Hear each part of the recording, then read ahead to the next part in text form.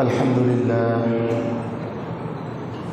لله وكفى وسلام على عباده الذين اصطفى أما بعد فأعوذ بالله من الشيطان الرجيم بسم الله الرحمن الرحيم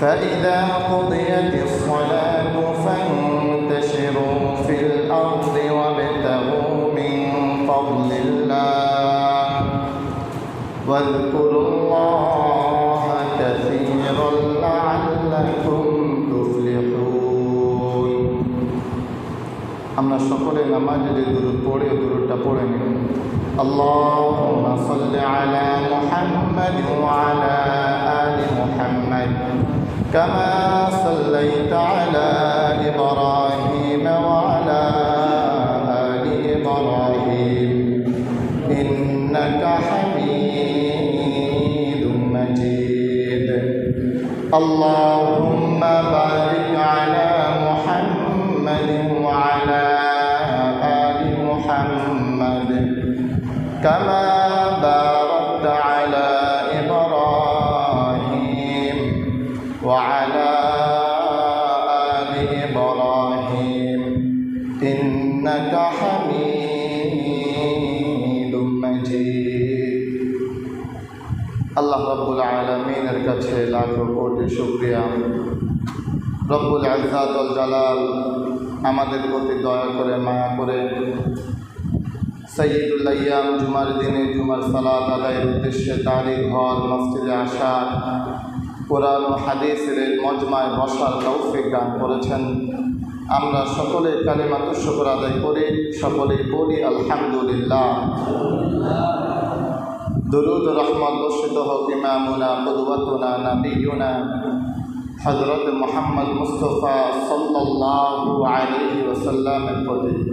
আল্লাহুম্মা সাল্লি আলাইহি আল্লাহুম্মা বারিক আলাইহি। প্রিয় মসজিদের মুসল্লি ভাইয়েরা, আমরা গত জুমাতে রিজিক সম্পর্কিত বিষয়ে আলোচনা করেছিলাম। সে আলোচনায় আমরা বলেছিলাম যে রিজিকের মালিক হলেন আল্লাহ এবং যিনি রাজ্জাক হবেন, যিনি রিজিক দাতা হবেন, তার কিছু গুণাবলীও থাকা প্রয়োজন। আলোচনায় ছিল রিজিকের স্তর আছে চারটা। সে চারটা স্তর নিয়ে আমরা কথাও বলেছিলাম। চারটা স্তরের প্রথম স্তর যে সর্বনিম্ন স্তর, সর্বনিম্ন স্তর সম্পর্কে আমরা লম্বা চওড়া আলোচনা করেছিলাম। প্রিয় ভাইয়েরা, তো আমরা রিজিকের স্তর বলেছিলাম চারটা। এক নাম্বার স্তর হলো সর্বনিম্ন স্তর, দুই নম্বর স্তর সর্বোচ্চ স্তর, তিন নম্বর স্তর সর্বোত্তম স্তর, আর চার নম্বর স্তর পরিপূর্ণ স্তর। যে কয়জন ভাই এসেছেন, শুনেছেন, আজকেও শুনলেন, মনোযোগ থাকলে বলেন তো রিজিকের স্তর কয়টা ভাই? চারটা। এক নম্বরে কি ভাই? দুই নম্বরে সর্বোচ্চ, দুই নম্বরে কি ভাই? তিন নম্বরে সবাই বলেন সর্বোত্তম, চার নম্বরে পরিপূর্ণ স্তর। সর্বনিম্ন স্তর ধন দৌলত, টাকা পয়সা, বাড়ি গাড়ি, এই সম্পর্কে আমরা আলোচনা করেছিলাম। এবং আমরা আলোচনার মূল যে বিষয়টা ছিল যে রিজিকের মালিক আল্লাহ এবং প্রত্যেক মানুষের রিজিক সুনির্ধারিত।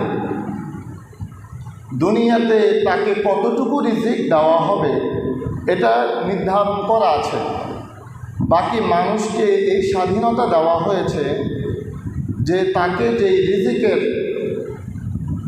নির্ধারিত অংশ দেওয়া হয়েছে এই অংশটা সে হালাল পন্থায় উপার্জন করবে নাকি হারাম পন্থায় উপার্জন করবে, এই স্বাধীনতা তাকে দেওয়া হয়েছে।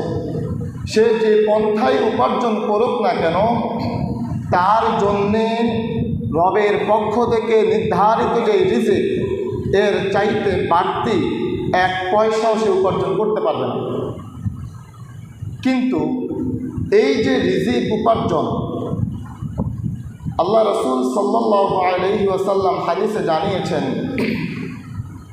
যে মানুষ যদি ওই পাখির মতো আল্লাহর উপরে তাওয়াক্কুল করতে পারত, তাহলে পাখিকে আল্লাহ রাব্বুল আলামিন সকালবেলা যেমনিভাবে বাসা থেকে বের হয় খালি পেটে, সন্ধ্যায় বাসায় ফিরে আসে ভরা পেটে, মানুষকেও পাখির মতো রিজিক দিতেন। যদি পাখি যেমনিভাবে আল্লাহর উপরে তাওয়াক্কুল করে, মানুষ তেমনিভাবে আল্লাহর উপরে তাওয়াক্কুল করতে পারত। প্রিয় ভাইরা, পাখি তার জন্যে রিজিকের বরাদ্দ আছে। এই রিজিকের বরাদ্দ থাকার পরেও সে আল্লাহ রাব্বুল আলামিনের উপরে তাওয়াক্কুল করে তার রিজিক অন্বেষণ করার জন্যে জমিনে বেরিয়ে পড়ে, সে তার বাসায় বসে থাকে না। তেমনিভাবে মানুষের জন্য রিজিক বরাদ্দ আছে, ওই রিজিক অন্বেষণের জন্য তাকে জমিনে ছড়িয়ে পড়তে হবে, রিজিক তালাশের জন্য তাকে প্রচেষ্টা করতে হবে। আল্লাহ রাব্বুল আলামিন তার জন্য নির্ধারিত রিজিক তাকে দিয়ে দিবেন। যদি আমি এটা মনে করি যে আমার তো নির্ধারিত রিজিক আছেই, আমি চুপ করে ঘরে বসে থাকি, এটা হলো ভুল ধারণা। পাখির জন্য তো নির্ধারিত রিজিক আছে, সে আল্লাহর উপরে তাওয়াক্কুল করে বের হয়ে যায় বাসা থেকে রিজিক অন্বেষণে। আমার আপনার জন্য নির্ধারিত রিজিক আছে, সেই রিজিক তালাশের জন্যে, সেই রিজিক উপার্জনের জন্যে জমিনে ছড়িয়ে পড়তে হবে। আল্লাহ রাব্বুল আলামিন কোরআনে বলেন, হুয়াল্লাযী জা'আলা লাকুমুল আরদা যালুলান ফামশু ফী মানাকিবিহা ওয়া কুলু মির রিজকিহি। আল্লাহ বলেন, হুয়াল্লাযী জা'আলা লাকুমুল আরদ, তিনি সেই সত্তা যিনি তোমাদের জন্য জমিনকে সৃষ্টি করেছেন, জালুলা, এবং জমিনকে আল্লাহ রাব্বুল আলামিন তোমাদের অনুগত করে দিয়েছেন। জমিন তোমাদের অনুগত, জমিনের উপরে যা মন চায় তোমরা তাই করতে পারো।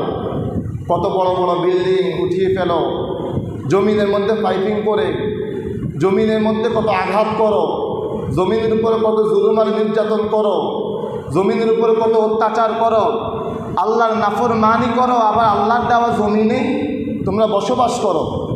প্রিয় ভাইয়েরা, যখন রবের কোনো নাফরমান বান্দা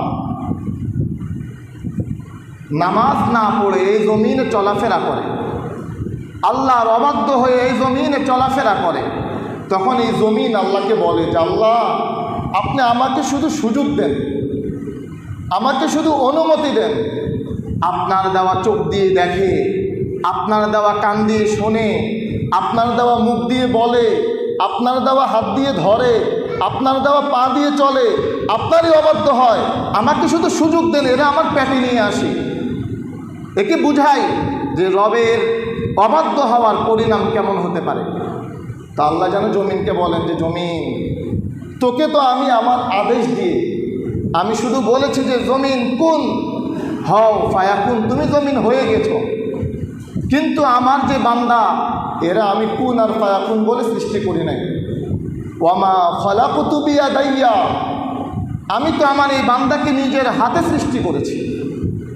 আমার এই বান্দার কান আমি লাগাইছি, আমার এই বান্দার নাক আমি আল্লাহ ডিজাইন করে দিয়েছি, আমার এই বান্দার চোখ আমি আল্লাহ নিজ হাতে ডিজাইন করেছি। লাকাদ খালাকনাল ইনসানা ফি আহসানি তাকওয়িম, সর্বোত্তম করে সৃষ্টি করেছে আমার এই বান্দাকে। সমগ্র সৃষ্টির বেলায় আমি আল্লাহ বলেছি হও, ওই সৃষ্টি হয়ে গেছে। আর আমার এই বান্দার নাক আমি আল্লাহ একবার লাগাইছি, হাজারবার তাকাই দেখছি যে আমার বান্দার নাকটা সমগ্র সৃষ্টির চাইতে শ্রেষ্ঠ হয়েছে কিনা। ও আমার শ্রেষ্ঠ সৃষ্টি, ওকে সুযোগ দাও। প্রিয় ভাইয়েরা, তো এই জমিনকে আল্লাহ অনুগত করে দিয়েছেন। জালুলা ফামশু ফি মানাকিবিহা, এই জমিনে তোমরা চলাচল যাতে তোমাদের জন্য সহজ হয়ে যায়।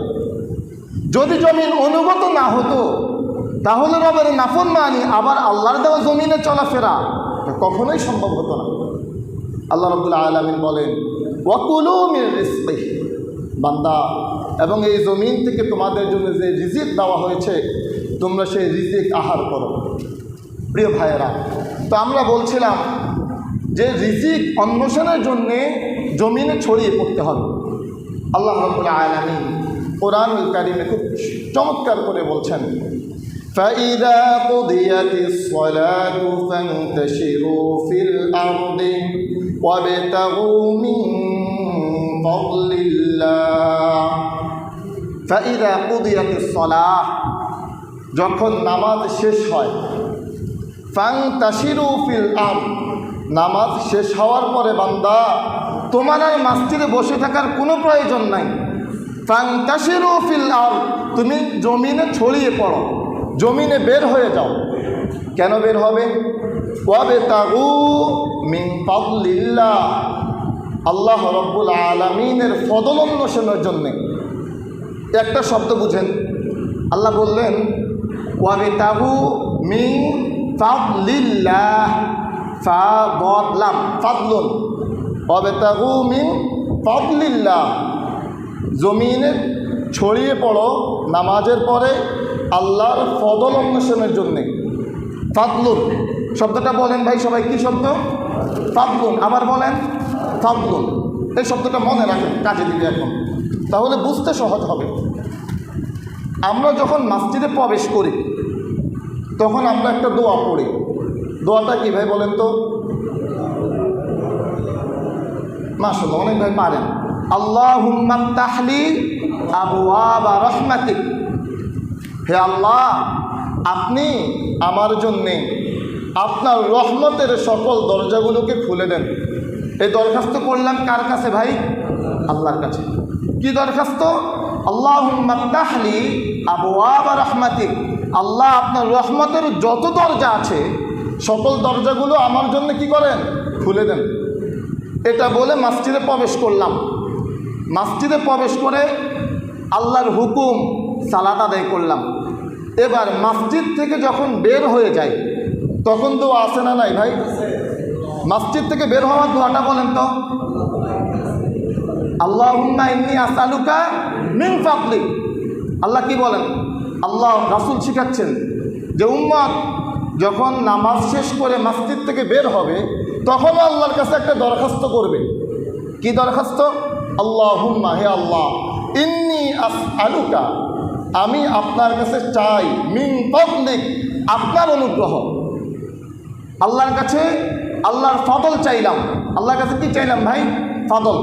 আর ওখানে আল্লাহ বললেন যে যখন নামাজ শেষ হয় তখন জমিনে ছড়িয়ে পড়ো ফদল অন্বেষণের জন্যে। আর মসজিদ থেকে বের হওয়ার সময় আল্লাহর কাছে কি চাইলাম? ফদল চাইলাম। এখন ফদলটা কি? ফদলের এক নম্বরে ব্যাখ্যা হলো, এখানে ফদল বলতে আল্লাহ রাব্বুল আলামিন রিজিক বুঝিয়েছে। যে বান্দা আল্লাহ বললেন যে ফাইদা কুদিয়াতিস সালাহ, যখন তোমার নামাজ শেষ, ফান্তাশিরু ফিল আরদ, জমিনে ছড়িয়ে পড়ো, ওয়াবতাগু মিন ফাদলিল্লাহ, এবং তুমি তোমার রিজিক তালাশ করতে থাকো। আর মসজিদ থেকে যখন বের হচ্ছে তখন আল্লাহর কাছে এই দরখাস্ত দিয়েই বের হচ্ছে, আল্লাহুম্মা ইন্নী আসআলুকা মিন ফাদলিক, হে আল্লাহ আমি আপনার সালাত আদায় করার পর, আপনার হুকুম আদায় করার পর আমি জমিনে বের হচ্ছি, মাওলা আপনি আমার ফদলগুলো, আপনার দেওয়া ফদলগুলো আপনি আমাকে পৌঁছিয়ে দেন। প্রিয় ভাইয়েরা, আল্লাহ রাব্বুল আলামিন ওই আয়াতে বলেন যে বান্দা জমিনে যাবে নামাজের পর, কিন্তু আমাকে ভুলে যেও না। তুমি তোমার ফদল অন্বেষণ করবে, আমাকে ভুলে যেও না। ওয়াজকুরুল্লাহা কাসীরা, তুমি দোকানদারি করবে, মুখে আমি আল্লাহর জিকির করবে। তুমি জমিনে চাষাবাদ করবে, মুখে আমি আল্লাহর জিকির করবে। তুমি ব্যবসা বাণিজ্য করবে, মুখে আমি আল্লাহর জিকির করবে। লাআল্লাকুম তুফলিহুন, আশা করা যায় তাহলে তুমি সফল কাম হবে। প্রিয় ভাইয়েরা, তো আমার আপনার জন্যে রিজিক সুনির্ধারিত, তবে সেই রিজিক অন্বেষণের জন্যে জমিনে ছড়িয়ে পড়তে হবে। জমিন থেকে সেই রিজিক তালাশ করে নিতে হবে এবং রবের কাছে ওই দরখাস্ত দিতে হবে যে আল্লাহ আপনার ফদল আমার জন্য আপনি যে রিজিকের বরাদ্দ দিয়েছেন আমার জন্য সেই রিজিক আপনি উপার্জন করা সহজ করে দেন।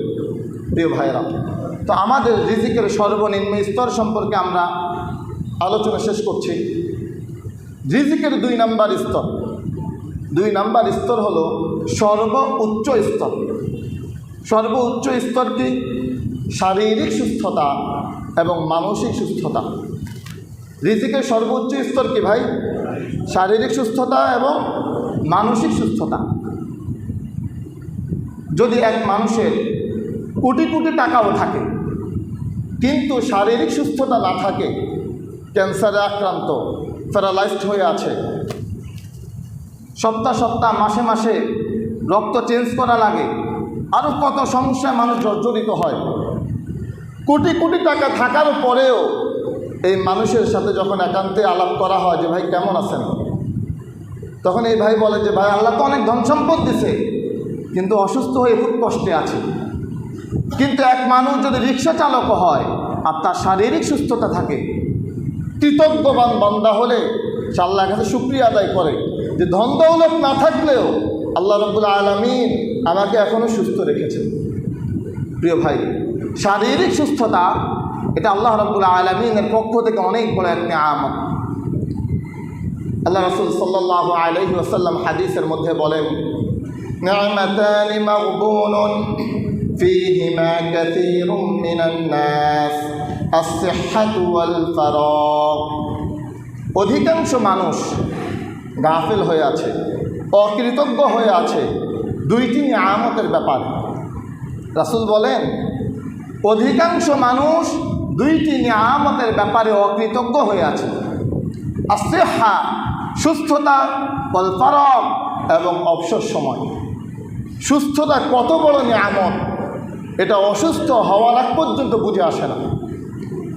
এমন মানুষও আমার নজরে মসজিদেও পড়েছে যে যখন অসুস্থ হলো, কপালটা লাগিয়ে যখন জমিনে সেজদা দিতে পারতেছে না, অঝর নয়নে কান্না আল্লাহর কাছে। কপাল লাগিয়ে সেজদা দেওয়া আর চেয়ারে বসে সেজদা দেওয়া, দাঁড়িয়ে সেজদা দেওয়ার মধ্যে কত ব্যবধান।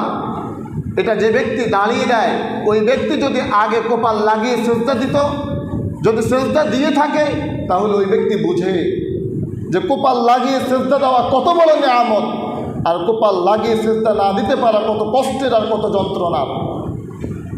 সুস্থতা কত বড় নিয়ামত এটা ওই ব্যক্তিকে জিজ্ঞাসা করিয়েন মাঝে মাঝে যারা দাঁড়িয়ে নামাজ পড়ে, যে ভাই আপনি যে কপালটা লাগাই সেজদা দিতে পারেন না, আপনার কাছে কেমন লাগে, হৃদয়টা কেমন লাগে, কত হাহাকার আর কত কষ্ট।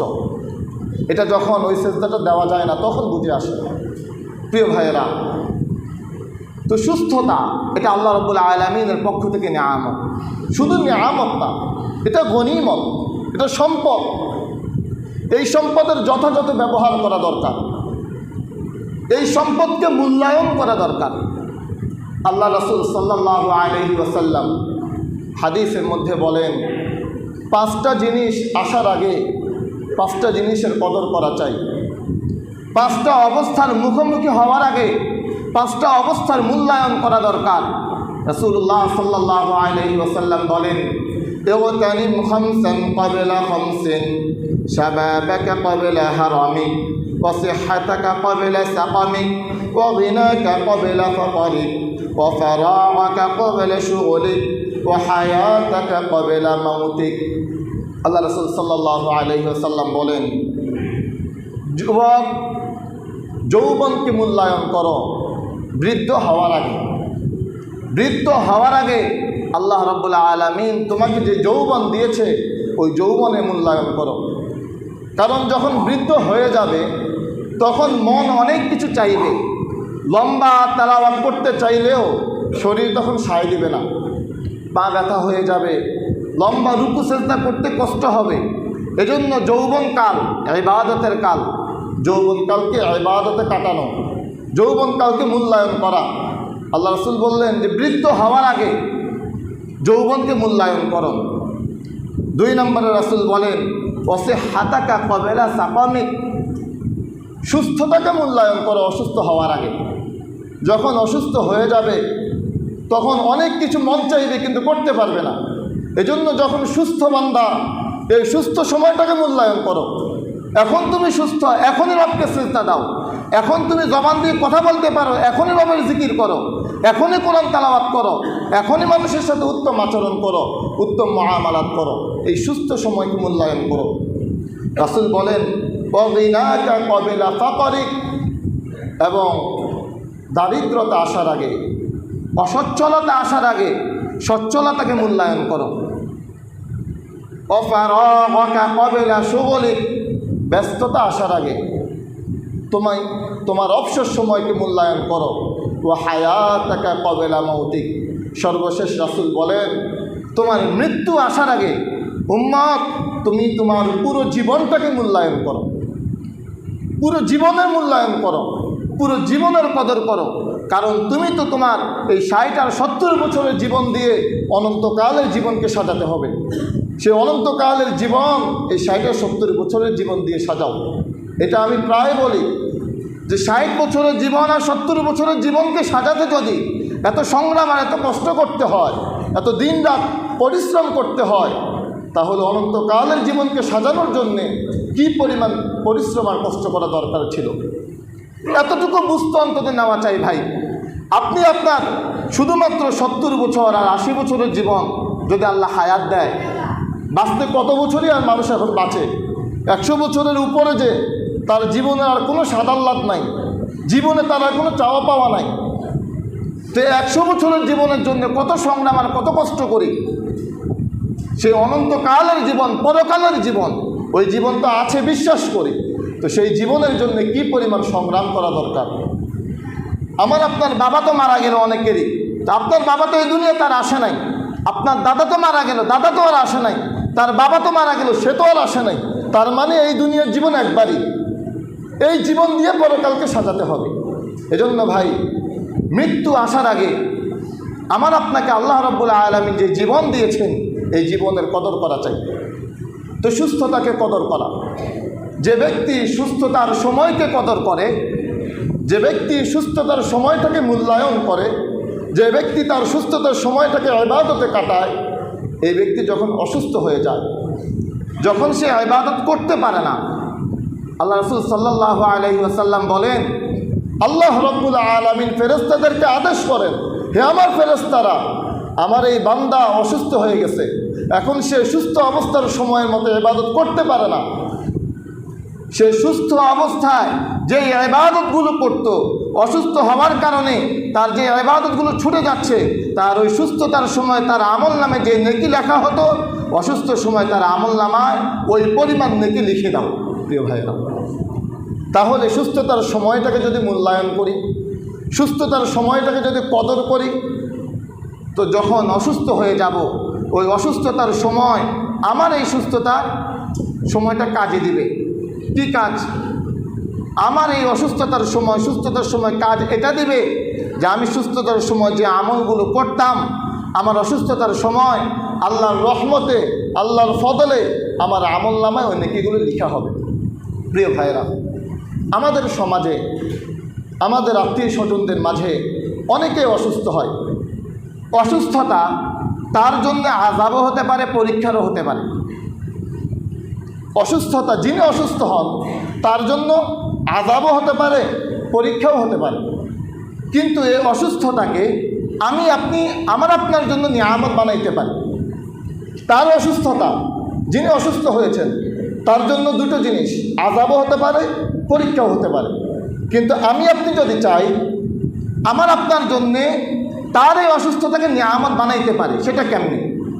সেটা হলো আমার আপনার যে ভাই, যে আত্মীয়, যে পাড়া প্রতিবেশী অসুস্থ, তাকে দেখতে যাওয়ার মাধ্যমে। রাসূলুল্লাহ সাল্লাল্লাহু আলাইহি ওয়াসাল্লাম বুখারীর বর্ণনায় বলেন, যেই ব্যক্তি কোনো অসুস্থ মানুষকে দেখতে যায়, ফেরেশতারা তাকে স্বাগত জানায়, ফেরেশতারা তাকে অভ্যর্থনা জানায়, এবং ফেরেশতারা তাকে সুসংবাদ দিতে থাকে, তুমি এই অসুস্থ মানুষকে দেখতে আসার কারণে তুমি তোমার জান্নাতে একটা ঘর তৈরি করে নেবে। তো অসুস্থতা তার জন্য যে কোনো একটা কিছু হতে পারে, কিন্তু আমার জন্য তো নিয়ামত বানাইতে পারি। আমি যদি তাকে দেখতে যাই, ফেরেশতা আমাকে অভ্যর্থনা জানাচ্ছে। আমি যদি তাকে দেখতে যাই, আমার জন্য জান্নাতে ঘর নির্মাণ হচ্ছে। প্রিয় ভাইরা, যে ব্যক্তি কোনো অসুস্থ মানুষকে দেখতে যায়, রাসূলুল্লাহ সাল্লাল্লাহু আলাইহি ওয়াসাল্লাম বলেন, সে যখন দেখতে যায় তখন সে রহমতের মধ্যে থাকে, এবং সে যখন ওই অসুস্থ মানুষকে দেখতে গিয়ে ওই অসুস্থ মানুষের ঘরে বসে যায় তখন সে রহমতের মধ্যে ডুবে যায়। তাহলে অসুস্থতা আমার জন্য নিয়ামত কীভাবে, আমি যদি তাকে দেখতে যাই। অসুস্থ মানুষকে দেখতে যাওয়ার 3 নম্বর আরেক ফজিলত, আল্লাহ রাসূল সাল্লাল্লাহু আলাইহি ওয়াসাল্লাম বলেন, যদি কোনো মানুষকে দেখতে যায়, অসুস্থ মানুষকে দেখতে যায়, তাহলে সে যেন এক জান্নাতি পরিবেশে থাকে যতক্ষণ সে অসুস্থ মানুষের কাছে থাকে। তো অসুস্থ মানুষকে দেখতে যাওয়া জান্নাতি পরিবেশের মধ্যে থাকার শামিল। কতক্ষণ পর্যন্ত? যতক্ষণ পর্যন্ত তিনি ওই অসুস্থ মানুষকে দেখতে যান, ওখানে থাকেন। অসুস্থ মানুষকে দেখতে যাওয়ার আরও অনেক ফজিলত আছে। আমার কাছে উল্লেখযোগ্য 4টা ফজিলতকেই খুব বেশি ইম্পর্টেন্ট মনে হয়েছে। এর মধ্যে এই ফজিলতটাকেও আরও বেশি ইম্পর্টেন্ট মনে হয়েছে। সেটা কি? আল্লাহ রাসূল সাল্লাল্লাহু আলাইহি ওয়াসাল্লাম বলেন, মা মিন মুসলিমিন ইয়াদু মুসলিমান গুদুওয়ান ইল্লা সাল্লা আলাইহি ৭০,০০০ মালাকিন। এক মুসলমান যদি আরেক মুসলমান অসুস্থ ভাইকে দেখতে যায়, এক মুসলমান যদি আরেক মুসলমান অসুস্থ ভাইকে দেখতে যায়, সকালবেলা যদি যায়, রাসূলুল্লাহ সাল্লাল্লাহু আলাইহি ওয়াসাল্লাম বলেন, ইল্লা সাল্লা আলাইহি ৭০,০০০ মালাকিন। যেই মানুষ অসুস্থ মানুষকে দেখতে গেল, ওই মানুষের জন্যে আল্লাহ রাব্বুল আলামিনের পক্ষ থেকে ৭০,০০০ ফেরেশতা নিয়োজিত করে দেওয়া হয়। এই ৭০,০০০ ফেরেশতা যে মানুষটা দেখতে গেল, ওই মানুষের জন্য যদি সকালে যায় দেখতে, সন্ধ্যা পর্যন্ত তার মাগফিরাতের জন্য দোয়া করতে থাকে। কত ফেরেশতা ভাই? ৭০,০০০ ফেরেশতা। আমি আমার আরেক অসুস্থ ভাইকে দেখতে যাব, আমি আমার ভাইকে দেখতে যাব, আমি আমার প্রতিবেশীকে দেখতে যাব, অসুস্থ ভাইকে, অসুস্থ প্রতিবেশীকে। এই দেখতে যাওয়ার ফজিলতে আল্লাহ রাব্বুল আলামিন আমার জন্য ৭০,০০০ ফেরেশতা নিয়োজিত করবেন। সে ৭০,০০০ ফেরেশতা আমার মাগফিরাতের জন্য দোয়া করবে, আমার ক্ষমার জন্য রবের কাছে দোয়া করবে, আমার মর্যাদার জন্য রবের কাছে দোয়া করবে। রাসূল বলেন, যদি সন্ধ্যায় দেখতে যায়, হাত্তা ইউসবিহা, তাহলে সকাল হওয়া পর্যন্ত ৭০,০০০ ফেরেশতা যেই ব্যক্তি দেখতে গেল তার জন্য দোয়া করবে। তাহলে অসুস্থতা অপর ভাইয়ের জন্যে নিয়ামত বা পরীক্ষা হতে পারে, কিন্তু আমি আপনি যদি চাই, আমি আমার জন্য নিয়ামত করে নিতে পারি। আল্লাহ রাব্বুল আলামিন আমাদেরকে অসুস্থ ভাইদের কদর করার তৌফিক দান করুন, এবং আল্লাহ রাব্বুল আলামিন আমাদেরকে সুস্থতার যে নিয়ামত দিয়েছেন, এই নিয়ামতের কদর করার তৌফিক দান করুন। প্রিয় ভাইরা, তো আমরা নিয়ামতের রিজিকের 2 নম্বর স্তর সম্পর্কে আলোচনা করছিলাম। রিজিকের 2 নম্বর স্তর হলো শারীরিক সুস্থতা এবং আত্মিক সুস্থতা। তো আমরা শারীরিক সুস্থতা সম্পর্কে আলোচনা করেছি, আত্মিক সুস্থতা ইনশাআল্লাহ আমরা স্বতন্ত্র কোনো এক জুমায় আলোচনা করব। রিজিকের 3 নম্বর স্তর, 3 নম্বর স্তর হলো সৎ নারী, সতী নারী এবং সৎ সন্তান। উত্তম নারী এবং উত্তম সন্তান, এটা রিজিকের সর্বোচ্চ স্তর, সর্বোত্তম স্তর। রিজিকের 3 নম্বর স্তর, সর্বোত্তম স্তর। সর্বোত্তম স্তর হলো সতী নারী, উত্তম নারী এবং উত্তম সন্তান, সৎ সন্তান। প্রিয় ভাইরা, যেই ব্যক্তির ঘরে সৎ স্ত্রী আছে, উত্তম স্ত্রী আছে, উত্তম স্ত্রী মানে যে নামাজ পড়ে, সিয়াম পালন করে, তিনি উত্তম। শুধু তাই না, উত্তম স্ত্রী তিনি যিনি নামাজ সিয়াম পড়ার সাথে সাথে স্বামীর আনুগত্য করে। আমাদের সমাজে অসংখ্য স্ত্রীরা এমন আছে যে নামাজ পড়ে ঠিক, সিয়াম পালন করে ঠিক, আল্লাহর আদেশ নির্দেশ মানে ঠিক, কিন্তু স্বামীর আনুগত্য করে না, স্বামীর সাথে সুন্দর ভাষায় কথা বলে না। রাসূলুল্লাহ সাল্লাল্লাহু আলাইহি ওয়াসাল্লাম বলেন, আদ-দুনিয়া মাতা, পুরো দুনিয়াটাই হলো সম্পদ, আর এই সম্পদের মাঝে ওয়া খায়রু মাতা'আদ দুনিয়া আল মারআতুস সালিহা, দুনিয়ার মধ্যে সবচাইতে উত্তম সম্পদ, সবচাইতে শ্রেষ্ঠ সম্পদ হলো উত্তম নারী, উত্তম স্ত্রী। আল্লাহ রাসূল সাল্লাল্লাহু আলাইহি ওয়াসাল্লাম উত্তম স্ত্রীর বিবরণ দিচ্ছেন এক হাদিসে। রাসূলুল্লাহ সাল্লাল্লাহু আলাইহি ওয়াসাল্লাম বলেন, হে আমার সাহাবীরা, আমি কি তোমাদেরকে উত্তম স্ত্রী সম্পর্কে বলে দেব না? কোন স্ত্রী উত্তম স্ত্রী? আল্লাহ রাসূল বলেন, ইযা নাযারা ইলাইহা সাররাতহু, ওই স্ত্রী উত্তম স্ত্রী যে স্ত্রীর দিকে স্বামী তাকালে স্বামীর হৃদয়টা শীতল হয়ে যায়। ওই স্ত্রী উত্তম স্ত্রী যে স্ত্রীর চেহারা দেখলেই স্বামীর মন ঠান্ডা হয়ে যায়। পুরুষেরা সারাদিন বাহিরে পরিশ্রম করে ঘরে যায়, ঘরে গিয়ে যদি জিজ্ঞাসা করে কেমন আছো, এখন স্ত্রী যদি হাসি মুখে সুন্দর ভাষায় বলে যে আলহামদুলিল্লাহ, আল্লাহ ভালো রেখেছেন, তাহলে এই স্বামীর বাহিরের যে পরিশ্রম, এই পরিশ্রমটা সার্থক হয়।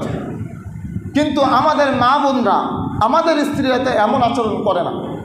আমাদের ঘরগুলোতে আমাদের সাথে তো অনেক ভাইদের কথাবার্তা যখন হয় পারিবারিকভাবে, পারিবারিক দুঃখগুলো যখন প্রকাশ করে যে হুজুর ঘরে যেতেই মন চায় না, অনেক গভীর রাতে শুধু গিয়ে ঘুম যাওয়া, ঘুম থেকে উঠে আবার বের হয়ে চলে আসা, ঘরটাকে জাহান্নাম মনে হয়। ওই যে স্ত্রীর যদি জিজ্ঞাসা করে কেমন আছো, আসি আল্লাহ রাখছে, কথার ঢংটা এমন মনে হচ্ছে যে ঝাড়ু দিয়ে পিটায়। তার মধ্যে কোনো সুক্রিয়া নাই যে এই বেচারা আমার জন্য এত পরিশ্রম করে বাহির থেকে আসলো, একটু তাকে সুন্দর ভাষায় কথা বলি। সুন্দর কোনো ভাষা নাই। অথচ একই মহিলা যখন বাহিরে যায়, অটোওয়ালার সাথে কত চমৎকার করে কথা বলে, সিএনজিওয়ালার সাথে, ওই যেই ব্যক্তির কাছে মার্কেটিং করতে যায় দোকানদারের কাছে কত সুরেলা কণ্ঠে, চিকন কণ্ঠে কথা বলে। অথচ স্বামী বেচারা, যেই বেচারা এত কষ্ট করে, এত পরিশ্রম করে, এই বেচারার সাথে কর্কশ ভাষায় কথা বলে। পাশের ঘরের দেবর যদি আসে জিজ্ঞাসা করে যে ভাইয়া বাসায় আছেনি, তখন চিকন কণ্ঠে বলবে যে না, তোমার ভাইয়া তো বাসায় নাই। এমন কণ্ঠে যে ওই দেবরের হৃদয় পর্যন্ত কথা পৌঁছিয়ে যায়। অথচ আল্লাহ রাব্বুল আলামিন বলেছেন যে হে নারীরা, তোমরা নরম কোমল কণ্ঠে পুরুষের সাথে কথা বলবে না। কেন? কারণ যদি কোমল কণ্ঠে পুরুষের সাথে কথা বলো, তাহলে তাদের হৃদয় দুর্বল, ওই দুর্বল হৃদয়ে তোমাদের জন্য ফিতনা তৈরি হয়।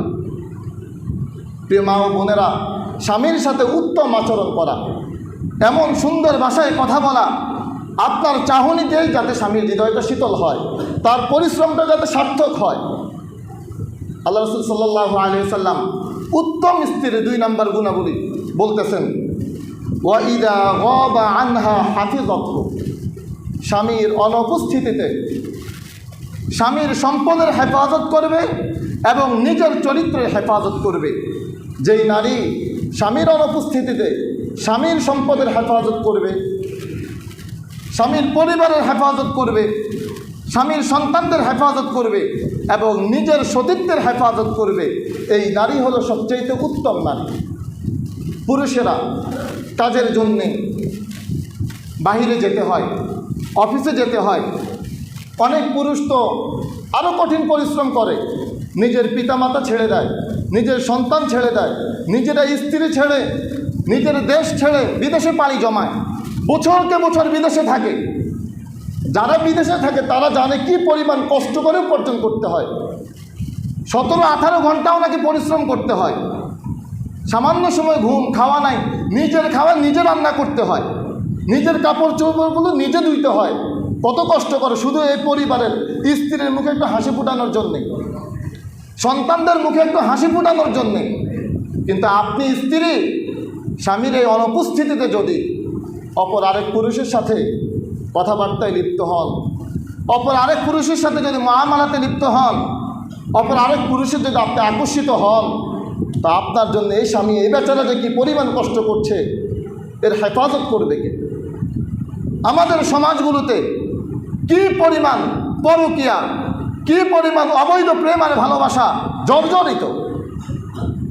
এসে বলে যে হুজুর আমি তো রিলেশনে আছি, উনি রিলেশনে থেকে এখন আমি হালাল পন্থায় বিয়ে করব। যেহেতু রিলেশন হয়েই গেছে তার সাথে বিয়ে, তো বিয়ে করছে, বিয়ে করে 7-8 মাস পরে আসি, যার সাথে রিলেশন, যাকে ভালোবাসলেন 7-8 মাস আগে যার জন্য আপনি জীবন দিয়ে দেন, সে আপনার জন্য জীবন দিয়ে দেয়। 7-8 মাস পরে আসি, এবার আর শান্তি নাই ঘরে।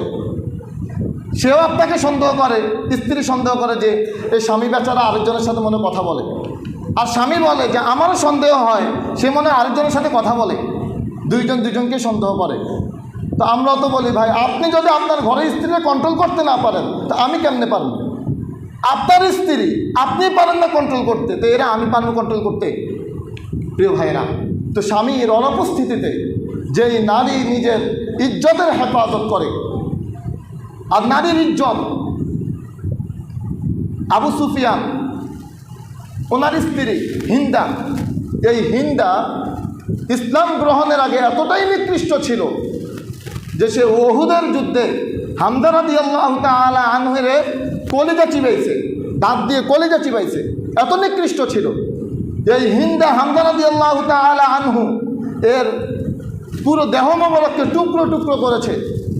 অথচ এই হিন্দা যখন ইসলাম ধর্ম গ্রহণ করছে, তখন আল্লাহ রাব্বুল আলামিন আয়াত নাযিল করছেন যে আপনি নারীদের থেকে 6টা শপথ নেন। ইয়া আইয়ুহান নাবিয়্যু ইউবাইয়ুনাকা আলা আল্লা ইউশরিকনা বিল্লাহ, যে নারীদের থেকে 6টা শপথ নেন। 1 নম্বর শপথ, এরা যাতে কারোর সাথে শরিক না করে। ওয়ালা ইয়াসরিকনা, এরা যাতে চুরি না করে।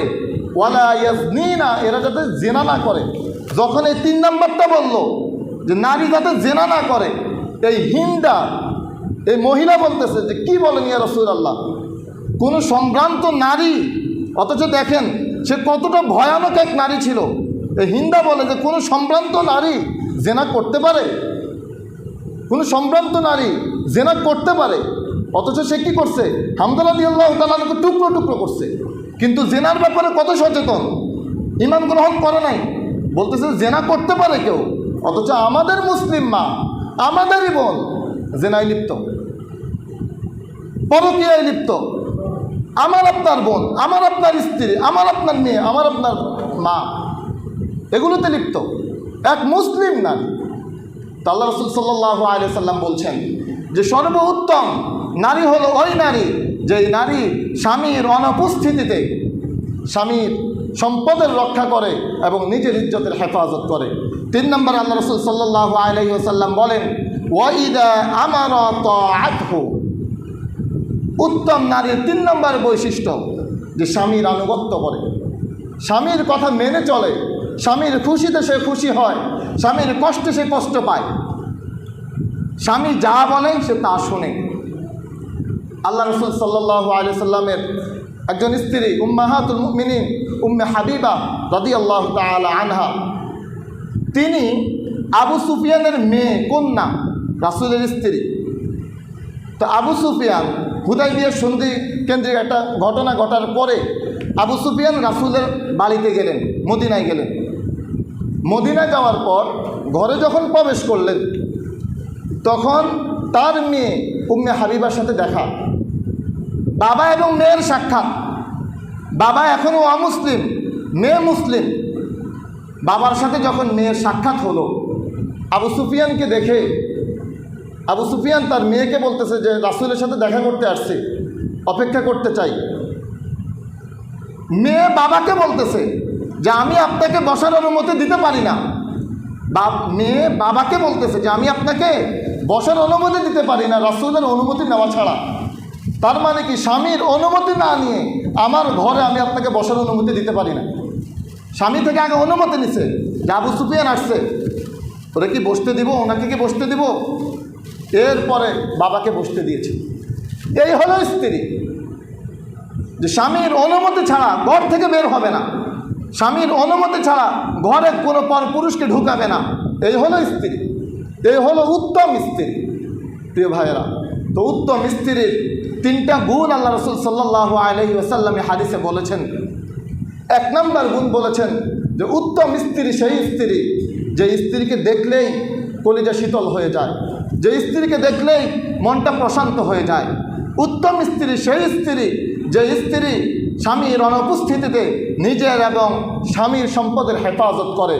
উত্তম স্ত্রী ওই স্ত্রী যে স্ত্রী স্বামীর আনুগত্য করে চলে। প্রিয় ভাইয়েরা, রিজিকের সর্বশেষ স্তর পরিপূর্ণ স্তর।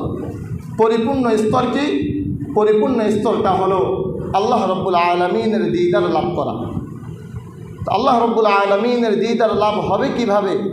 দুনিয়াতে আল্লাহ রব্বুল আলমিন যেভাবে চলতে বলেছেন ওইভাবে যখন বান্দা দুনিয়ায় চলবে, এই বান্দা যখন জান্নাতে যাবে, জান্নাতে বান্দার সাথে আল্লাহ রব্বুল আলমিনের দিদার লাভ হবে। ওই দিদার লাভ হওয়ার দ্বারা বান্দার রিজিকের পরিপূর্ণ স্তরটা হাসিল হবে। তো আমরা আমাদের এই 2 জুমার আলোচনায় বলেছি রিজিকের স্তর হলো 4টা। 1 নম্বর স্তর হলো সর্বনিম্ন স্তর, 2 নম্বর স্তর হলো সর্বোচ্চ স্তর, 3 নম্বর স্তর হলো সর্বোত্তম স্তর, 4 নম্বর স্তর হলো পরিপূর্ণ স্তর। সর্বনিম্ন স্তর হলো ধন সম্পদ, সর্বোচ্চ স্তর হলো শারীরিক এবং আত্মিক সুস্থতা, সর্বোত্তম স্তর হলো নেককার স্ত্রী এবং নেককার সন্তান, আর পরিপূর্ণ স্তর হলো আল্লাহ রব্বুল আলমিনের দিদার লাভ করা। আল্লাহ রব্বুল আলমিন আমাদেরকে কোরআন ও হাদিসের যে আয়াত, যে হাদিসগুলো শুনেছি, এই হাদিসগুলোর উপরে আমল করার তৌফিক দান করুন। ওয়া আখিরু দাওয়ানা আনিল হামদুলিল্লাহি রাব্বিল আলামিন।